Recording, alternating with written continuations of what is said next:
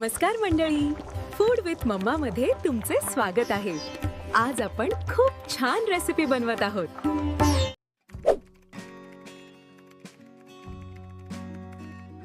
नमस्कार सर्वांना, माझ्या YouTube चॅनलमध्ये आपलं सर्वांचं खूप खूप स्वागत आहे। तुम्ही बघू शकता मी इथे मुळा घेतलेला आहे। भरपूर जण मुळा म्हटलं की नाक मुरडतं, पण मी अशा पद्धतीने एक छान भाजी बनवणार आहे की लहानांपासून मोठ्यांना सर्वांना ही रेसिपी नक्की आवडेल।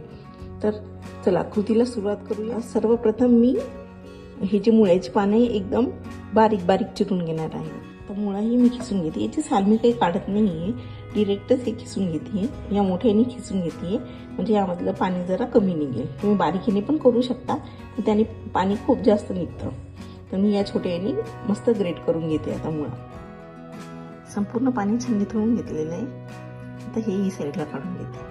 आता मस्तपैकी फोडणीची तयारी करूया।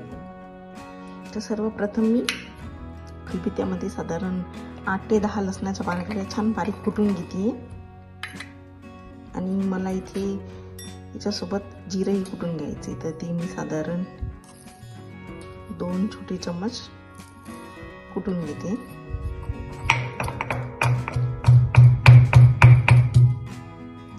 लसूण आणि जिरं छान कुटून घेतलेले, एकदमच बारीक नाही करायचं, फाईन पावडर सारखं म्हणजे पेस्ट सारखं, जरा दरदरीतच ठेवायचंय। या पद्धतीने तेल चांगलं गरम झालेले, त्यामध्ये मी ही हरभऱ्याची डाळ टाकून घेतली। ही छान चांगली लालसर होईपर्यंत फ्राय करायची।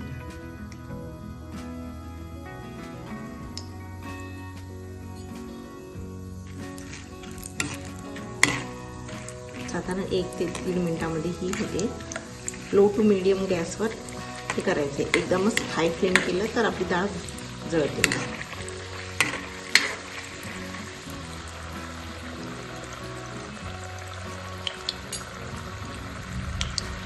लगोलगच मी यामध्ये हिंगही घालून घेतली। हिंगाने छान सुगंध येतो भाजीला आणि जे पोटामध्ये गॅस होता मुळ्याने तेही नाही होत। आता ज्या डाळ होत आहे त्यामध्ये मी हा जो जिरे आणि लसण कुटून घेतलेला आहे तो टाकून घेते।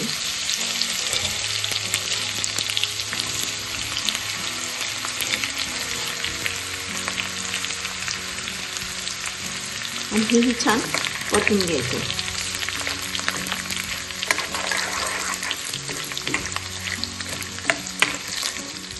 लसूण असा छान लाल झालेला आहे, त्यामध्ये मी ही सुकलेली लाल मिरची टाकून घेतली।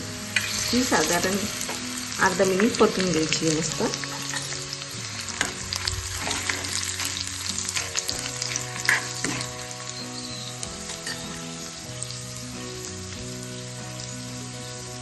आता मी इथे साधारण अर्धा चम्मच लाल तिखट वापरणार आहे, अर्धा चम्मच हळद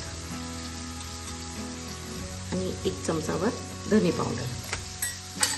याला छान मिक्स करून घ्यायचे।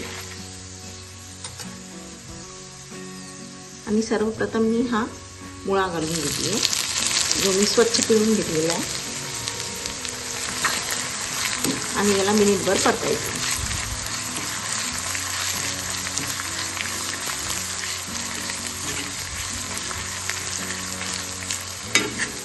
हिंग आणि जिरे लसणाचा असा छान सुगंध दरवळत आहे। 1 मिनिट परतल्यानंतर यामध्ये मी मीठ घालून घेतले, साधारण 1 मोठा चम्मच मीठ चवीनुसार। यालाही छान मिक्स करून घ्यायचे।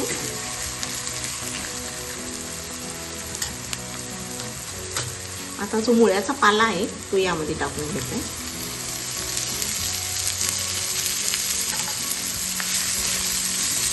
यालाही छान मिक्स करून घ्यायचं।